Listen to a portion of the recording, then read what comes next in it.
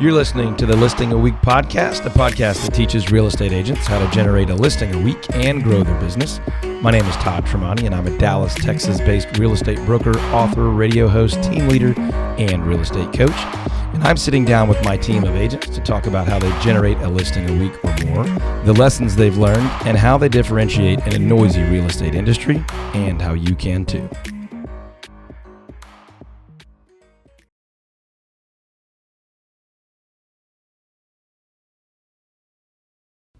What's up, party people? Todd Tramonte here. We got another show for you, and we're excited about this one. We're going to dig into a concept that we talk about in the office all the time, and that I talk about with coaching, consulting clients, and friends and agents around the country all the time. And I'm excited about it because it's probably the number 2 or maybe number 3 thing that people tell me they really like to hear me talk about, like to hear me teach on, or that they think we do uniquely. So that's always fun. It's good for your ego. It's good for, kind of affirm your hard work and all those good things. But we've got Ian Daniels with us. Ian helps lead the team here in our Dallas and Fort Worth offices, and then also works with pretty much all of our coaching and consulting clients. So if you've never met Ian before, now you have. Hello. Hello. The first one was Ian. The second one was me. I know we sounded exactly the same. So Identical. If you're just getting the podcast audio, Ian is from West Texas, obviously. Far west. Far west. Keep all going the way, like multiple continents. all the way back over to north of that. London, England. So anyway, we're going to just bat it back and forth today, talk about that concept a little bit. We'll address some questions that we get pretty commonly from agents all around North America, and hopefully bring a lot of value to you around the concept of how would you add a listing a week to your business? How would you grow your business? Now, just for a quick update, the listing a week system is up and has been up for a long, long time. The buyer a week system is almost fully complete. It's on its way. Yep. So a bunch of people tune in, they watch the podcast, they see our videos, or they come to an event or something, and they want to know about buyers. Obviously, we talk about buyer stuff, but and we've had a buyer system for 15 plus years, but we've gone through, kind of revamped it, cleaned it up, and polished it to be a module training system, just like the listing side. So that'll be available soon. You can actually pre-order it right now, but we'll talk more about that later. So the topic of the day is positioning, and positioning yourself in your business for the purpose of conversion. And one of the core concepts there that I always talk about is what we call ACE, A-C-E, creating authority, celebrity, and expertise. Some people want to use credibility for that C. I want to tell you to unapologetically pursue that celebrity status. Now, I don't mean Hollywood celebrity status. I mean, you want to be a personality in your community that people are excited about, right? They feel like you do good things in the community. You're fun to be around. You're smart. I don't love the term give back, but that you're a contributor to the, you're a positive in the community. You're not just a business owner making a bunch of money in the community, but you're a business owner who leads in the community, that models well, that employs people, that serves well in the community. That there is some mutual benefit to and from you, and to and from the people that live and work around you. So we call it ACE, authority, celebrity, and expertise, and that's just a piece, but it's a big piece of this positioning, of this thing, that we call positioning. So Ian has a really unique role on our team. I don't know anybody else, any team, brokerage, or agent in the country that has an Ian, which is why you cannot have him. He's ours. But Ian operates as team leader, and also does some of what other people would call inside sales or business development work.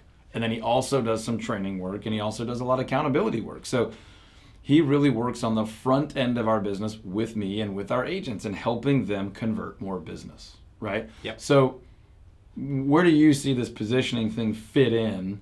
Anywhere, but especially between sort of lead gen and, okay, we've got some opportunity, and then transacting business. So really in that window of conversion, just share. It's super fun for me because I get to, let me say it this way. It's always easier to talk good about somebody else than it is to talk about yourself. Right. And you talk positively about yourself, and all of a sudden you're prideful and you're arrogant or something like that. But when somebody else is talking about you and saying really high quality, good things, success stories, that's when it really starts to build up that ace that we're talking about. So for me, whenever I get to talk to a potential client, a prospect, whatever that looks like, I get the opportunity to just brag on our team members, Right. take the most recent success story I can think of for them, and just share that. Right. Just kind of really build them up so that when they go face to face, or when they make that initial phone call after an appointment has been set, that they're already positioned in a way of success. Yeah. They're expecting an expert to come in. They're expecting somebody that is a highly talented person in this field to come and sit down with them, talk with them, and lead them through the process. So it's a really fun way just to get to Yeah, so just to pause there for a second. If you're listening or watching and you're like, great, well, I don't have Ian. Stop for a second and think about how could you implement this into your business? How can you have someone who's not you build you up to your potential clients? Now, there's a lot of ways you could do it. I mean, you can go pay for it. You could buy endorsements on radio or TV or whatever. That's not what I'm recommending, although that certainly can work. At this point, I've written books, I've got a radio show, we're doing some TV. I can really sort of endorse my own team members, right? Because as a business strategy, we position me as a community leader and authority, and now we're continuing to position our agents as that, and we can sort of domino effect our own internal ace, right? Now, for you may want to hire an assistant, a virtual assistant, an inside sales, or whatever. And part of the scripting and training there is, let's just say, here's a quick example. This is from within our team, but it wouldn't have to be. Last night, I got a call from a past client that wanted us to come list me lead, right? Come over and put our house on the market. And oh, by the way, there's a second house our family owns. We want to go from our house over to that one after we meet. Now, typically we meet in the office, but because it's a let's go visit these two houses in a big hurry before we leave town deal, I said, great. My day tomorrow is crazy, but I want to connect you with John. He's better at this than I am. For the last 4 years, he's been out there just dominating for our sellers. And I told a story about recently how he got a home sold before it was on the market, multiple offers. A deal actually fell through, and he used that to level up the offer. Higher than the original even one. Better offer from a backup, all within less than 24 hours. They didn't lose any time. So I told that story, and they were like, oh my gosh, that's exactly what we need. And I said, look, if I were selling my house right now and I had an agent do it, John's the guy, And so now they're like, this guy's amazing. So now just think about this. Again, if you're watching or listening and you're upset because you don't have someone like Ian, just think about this. Now that person who's, quote, interviewing agents is not thinking, I'm going to have a few people over and see which one of these idiots doesn't fall on their face. They're thinking, how awesome is it that we get to meet with this John guy that Todd told us is like a genius? That's a big difference. Yeah, he's walking in there with, not 2 feet in the door, but a foot and 3/4 already in the door. Like, he's just literally got to go and just have an incredible conversation, explain the value, explain what we do, and he's there. And they feel privileged to have him there, right? And again, we don't like going to the house. We like to have them come in to maintain that positioning. But this is a situation, because of the way we were able to create it, where they'll feel they're playing host, not interviewer. Yeah. That's a big difference. Huge Can I difference. get you a glass of water? Do you need anything? Thanks for coming by. I'm so glad you could make time for us. Instead of, hey, hurry this up because we've got another person coming in after you. Right. Big stinking difference. Now. And in this case, too, one thing, it's not like John's day was just wide open. John's got, in this particular case, there's another appointment this afternoon that John's going to. Right. So it's like, and last I'm night, going to shuffle some things around to make this work for you. It's a great point. They are so appreciative of it. And that's part of positioning, too. And let's talk about this more in a minute. But when you're busy, use that as a positive to position yourself well. So, this back to the same exact potential client here, past client of mine, they had said, we have a family friend that does a lot of work for a bunch of our family, like super, super cheap. She's kind of part-time.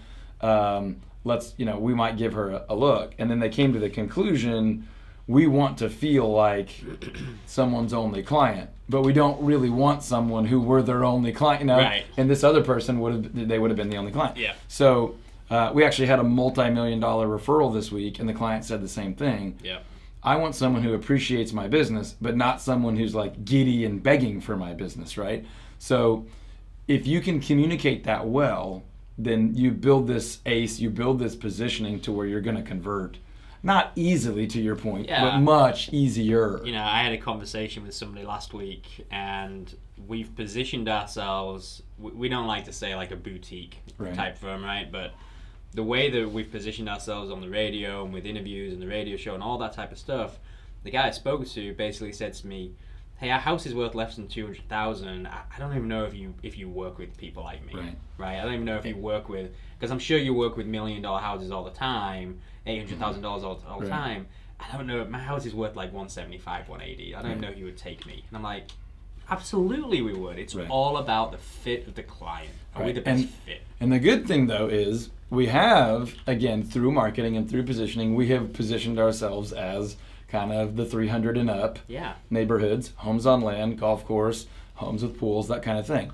It doesn't mean we don't want those other things. No. But if we're going to attract something, we're going to attract what we really want, which is 300 and up. Now, that's a little bit of niche talk, but this whole positioning thing is very closely tied to niche talk, right? How I want to position myself to convert really well, but convert who really well, right? That 300 and up seller. So to go back to the point I made before though, if you're listening and you're like, great, you still haven't solved my problem, I don't have someone else, okay? Think about this. Chances are pretty good you're an agent at a brokerage where there are more agents than just you. So what if you were to say to one, Ian's at the same XYZ Realty office as me, and he's in the office a decent amount, and I'm in the office a decent amount or whatever, and I say, hey Ian, would you do me a favor? When I set an appointment, would you call and build me up, like reconfirm, reset, offer directions or whatever? Would you be my middleman? And then I'll do that for you. So when you have a prospect, I will reach out to them and say, hey, I know you had spoken with Ian earlier. He had asked me if I could go ahead and get you guys' schedules synced up. And by the way, you're really, really lucky to get some time with Ian. I mean, he's really, really awesome. If I do that for you, would you do that for me? Now, not just like cold prospect for me, but if I've got a warm opportunity, would you help me, push that over the edge by building me up? Yeah. And I'll give you 4 or 5 things that I would like you to say that I feel like I can deliver on really well. And then you give me 4 or 5 things and I'll do that for you. Yeah. So if you're listening or watching and you're thinking, I can't do this, you can do that. I'm going to give you another idea too. What if you take a bunch of clients, you get the reviews from them, right? Maybe you do it at the closing table. You do it right after closing if that works. Or you do it as they're moving into a house. Or you're doing it, whatever the situation is. Grab your cell phone if you need to. Just record a video with them so it looks real. Because I think a lot of times when people see those client review type video things, maybe people are going to be thinking, they're paid for, they're overdone. Yeah. Make it real and raw. Yeah. So that when you send that to somebody, they're going to say, okay, yeah, that does look like it was an actual client. And that's totally legit. And here's how you can do it is you just say to your client, hey guys, I'm super glad we were able to get you into this house at such a great price, blah, blah, blah. Remind them of the great experience you gave them and just say, hey, would you do me a huge favor right now? This would be really, really valuable for me. If I just hit record on my cell phone and get a quick video, would you talk to my next potential client? Exactly. Would you just tell them what you think they need to know, tell them about your experience, and tell them whether they should or should not, hire me? Great. Camera on. Oh my gosh, Ian was so amazing. The whole team was great. We got such a great deal on our house. They sold our house for such a massive price. It was such a smooth deal. You absolutely need to hire them. Elizabeth in the office is incredible. If you don't hire them, you're crazy. Trust us. Look, we had a bad experience before and they saved our lives. Hire Ian. He's amazing. Boop. That was incredible. Thank you so much. Hug it out. Perfect. Right. And exactly. If you don't have an administrative person, a staff person, a virtual person, a cooperating agent in an office or something, then have your past clients do that. Honestly, if you don't feel comfortable enough doing that, then you probably need to relook at the job that you do. Right, yeah. If you're not willing to create that opportunity for yourself, then you're not going to have that opportunity for yourself. You might need to find something else to do. So anyway, that's a piece of it, is having someone who's not you build you up. So the expectation of value and the value of your time is higher, so that when they come in or you go out, they feel privileged. They're grateful. They're expecting to hire you. And to Ian's point, you're basically going out not to screw it up, not to kill the opportunity that's already primed for you. Now, there's a few other things you can do around positioning as well, and that's, what are you sending out before the meeting?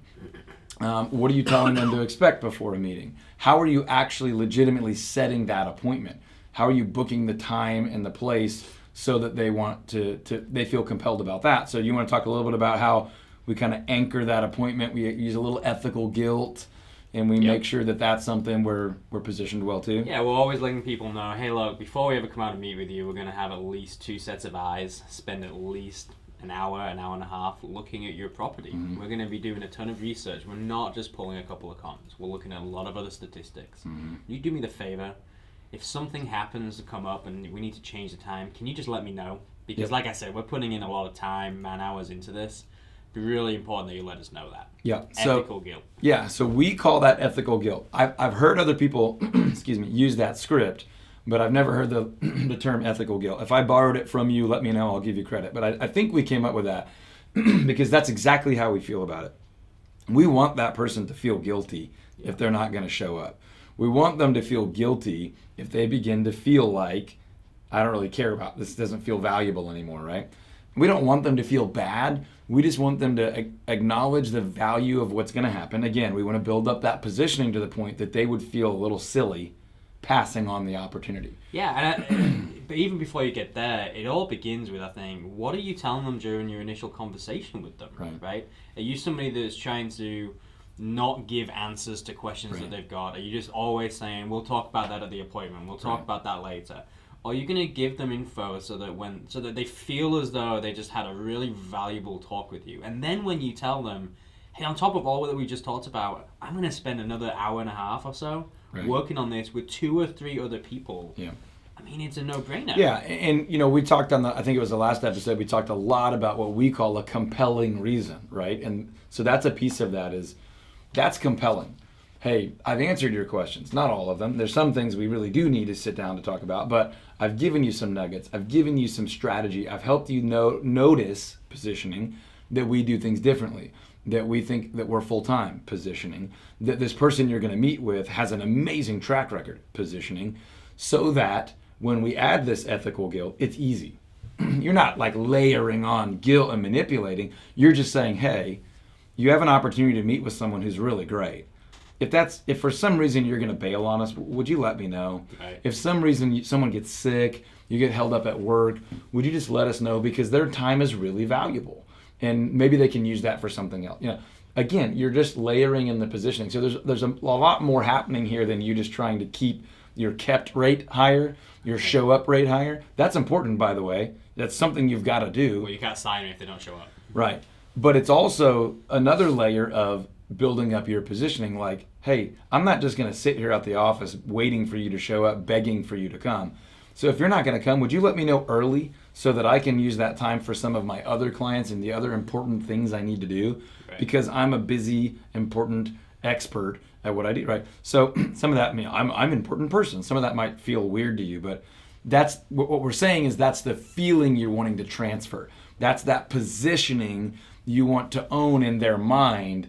Wow, this John person, this Jeremy person is really hard to get a hold of. Like, this is someone who doesn't have just a wide open calendar, right? And when we were getting a really nice referral yesterday, is a different one than what I was just talking about. The person referring said, this person had another agent and it did not go well. And that other agent was like a big name agent in our market. I mean, big name. And just said, they did not feel like they cared about them, and they did not feel like the only client. We said it earlier, same deal came up there too. They wanted to feel like the only client, but they wanted to know that they weren't the only. Like, we want to know we have a successful, and they were drawn to that big time agent thing, but then they really felt like it was just a kind of a big time name, just and there was no big time value. Yeah. So this positioning is both and. Authority, celebrity, expert, but also share data and details with you. Can we really, really, really communicate to you before you can experience it, a real confidence that you are going to experience, the ease of knowing that this person that's leading and guiding me really knows what they're doing. So that's kind of an overarching idea about this positioning and ACE thing. Now, specifically for positioning, we talked about kind of that phone piece of someone building you up. That can also be done through text and email. Mm-hmm. Video and delivery of video through email or text is really, really good for that. Yep. Some other things just real quick on that are, is everything you're doing as far as marketing, prospecting, and advertising consistent and in line with how you want to be positioned later? So think about this real quick. If you're running 1 million postcards a month saying, first-time home buyers are great, and then you're trying to position yourself as a luxury agent, those two things are not consistent. That doesn't mean your first house can't be a luxury house, but that is obviously a pretty rare situation. So now you're attracting a lower price point, not like lifelong educated, but less educated on real estate because it's probably their first buy, first deal, first transaction. Then you're trying to say you're the agent for, the educated, affluent, whatever. That doesn't line up, right? So you're attracting a type of client that's not even going to notice all this positioning work you're doing. Now, on the other hand, if you're trying to attract this uber affluent, high-end deal and you're doing all this marketing with multi-million-dollar houses, and then your positioning is like, yeah, I've got time Thursday, Friday, Saturday, or Monday. Whenever you want to get together, I can come to you. Then your positioning and your ace doesn't match your marketing, right? So they have to be fluid and consistent. So that's a piece of it too. Yeah, I was going to say a really similar thing. You have to know who your client is that you're targeting. Right. You can't create ACE if you have no idea who it is that you're trying to create it for. Right. And then you can't create ACE if you're not an authority and you have no expertise and you're not worthy of celebrity. You're not worthy of somebody feeling cool about being associated with you. Right. And again, we're not talking about Hollywood superstars. Although, listen, if you can achieve that status in your market, go for it. I'm just not saying you're not looking to be a celebrity because of gossip and because you've been seen. It's because people see you as an honorable, value-added member of your community, like a mayor or a philanthropist or a business owner that's really known to serve the community. It's like, man, I've heard about that guy. I don't really know him, but I've heard about him. Doing business with them would be cool. So what you're saying is not how many paparazzi you've got around. Right, not the paparazzi, and honestly, not all your numbers, right? A lot of agents are out there saying, we're the Platinum Award, Diamond Award, President's Award, Crystal Award, Ruby Award, Rock from the Pavement Award. Like, no one cares about your awards and the stones involved, right? We did 700, 900, help us get to our goal of 27 closings this month. Like, that, no one cares about that. Now, you can do some of that by saying, thank you, Richardson, Texas. We feel so privileged to have been able to help 21 families this month buy and sell homes. It wasn't that long ago that when one family trusted us, we were elated. It's so humbling and exciting, and we're really proud of what we've built. That's just a very different type of celebrity, right? So there's the reluctant celebrity, there's the humble celebrity, and then there's kind of the arrogant celebrity. You want to be somewhere in that humble. You did it on purpose. It's not reluctant, but you're not annoying. No one's like, oh my gosh, I'm so sick of seeing his face on freaking billboards, right? So you just want to think about this positioning piece so that it fits everything you do before it, and then the way you want to deliver value after it. And then we could get into, okay, when your positioning goes beyond you, and you have an administrative helper or a buyer's agent or a team or a full-on brokerage, and we don't want to do all that today. We're going to wrap it up here in a minute, but those are things to be thinking about as you approach this concept of how do I position myself so that once I've handled lead gen and business development, and you're never going to handle it fully, but once you've got some opportunity coming in, now you can really convert well and set yourself up so your conversion is not just to get a client. It's to get the right client that will really appreciate the process that you are going to walk them through. And that's a writer downer. That's a good note, because a lot of people just hammer leads so I can get deals and then survive transactions. Yeah. What we're talking about is lead generation driven towards your ideal client, conversion, positioning that would help that person, the person you attracted through great lead gen, that person, that specific targeted person, would really, really like the way you're positioned and be drawn to you. And then they would hire you, which is the conversion piece. And then they would receive world-class value and see you, your gifts, your ability, and your process as world-class. Those things aren't always going to fit. So positioning is that thing we're putting after your lead gen, marketing, and advertising. It's part of that, but also right before the actual sales conversion, but something you're going to ride out through the rest of your relationship with that client. Yeah, I think something you said there that really stood out was finding and converting the client that's really going to appreciate everything that you bring. Right. One of the most powerful ways I think that you can position yourself is sometimes to just say no to a client, right? Amen. Say, hey, we are not an ideal fit. obviously you're not quite getting what I'm doing. Obviously, you're not quite going to appreciate all that I'm going to do for you. You're just looking for somebody that's going to stick it online. Right. That's not what I'm going to do. Yeah. So, or even that, someone that's like super, super nice with crazy unrealistic expectations. You know, it's like, hey man, I'm really glad we had a chance to meet today. I can just tell you, I'm not confident I can deliver you. I don't think what you're asking for is realistic. Your house is not worth $450. It's worth $350. Right. And I'm certainly not confident that I can do it. Now, by the way, this is positioning. Because that person may say, I really appreciate what you're saying, but like I gotta have 450, so I'm gonna find someone who'll do it. Great. You could refer it to someone that you know would do it or whatever.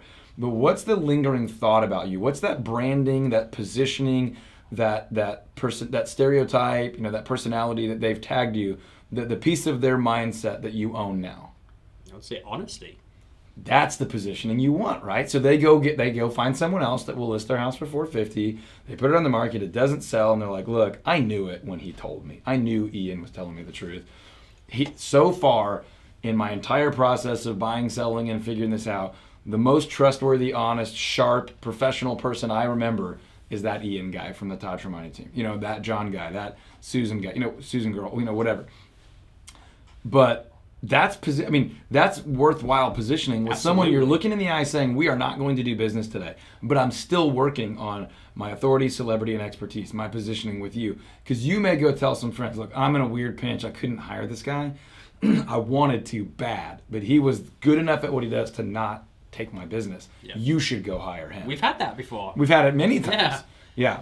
I was actually going to touch on a few things that are in the newsletter this week. We're running out of time, so if you don't currently get the Listing a Week newsletter, go to alistingaweek.com, alistingaweek.com, and you can get our digital newsletter. You can get a couple of months worth of it for free, and then I think you can get the whole year for like $10 or something. But if you are interested in more information, more education, more training on how to get a listing a week, I do have a fully developed online training program.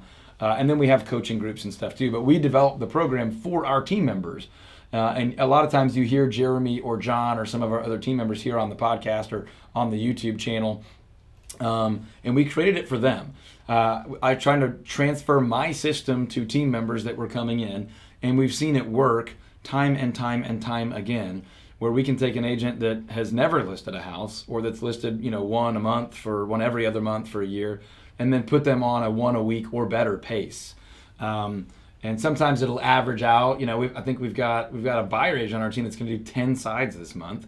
We've got a marketing specialist, what we call listing agents, on our team this month that are going to do like 1.5 a week or whatever right now in their first year in the role.